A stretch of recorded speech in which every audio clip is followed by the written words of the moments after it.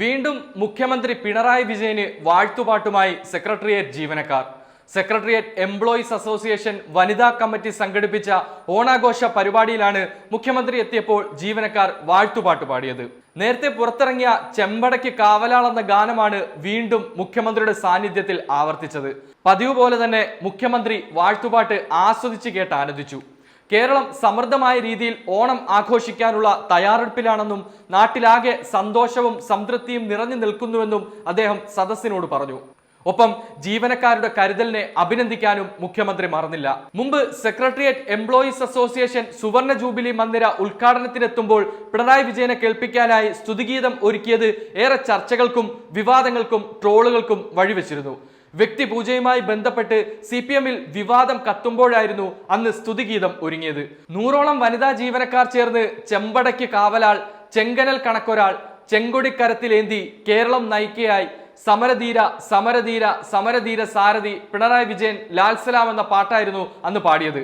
അത് ആസ്വദിച്ച് വേദിയിലേക്ക് നടന്നു കയറിയ പിണറായി വിജയന്റെ മനോനിലയെക്കുറിച്ച് പാർട്ടിക്കുള്ളിൽ ചർച്ച ഉയരുകയും പ്രതിപക്ഷം പരിഹസിക്കുകയും ചെയ്തിരുന്നു.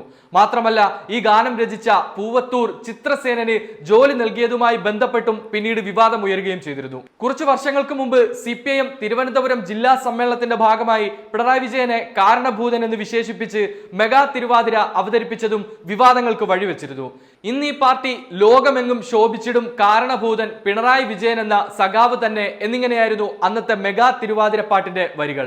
മെഗാ തിരുവാതിര അവതരിപ്പിച്ചതിൽ വീഴ്ച പറ്റിയെന്ന് പിന്നീട് പാർട്ടി ജില്ലാ ഘടകം തന്നെ വിലയിരുത്തിയെങ്കിലും പിണറായി വിജയൻ ഇത്തരം വാഴ്ത്തുപാട്ടിൽ സന്തുഷ്ടനാണെന്നാണ് ഇപ്പോഴത്തെ സംഭവങ്ങളിലൂടെ വീണ്ടും വ്യക്തമാകുന്നത്. വ്യക്തി ആരാധന പാടില്ലെന്നും പാർട്ടിയാണ് എല്ലാത്തിനും മുകളിലെന്നുമാണ് CPIM ഭരണഘടന.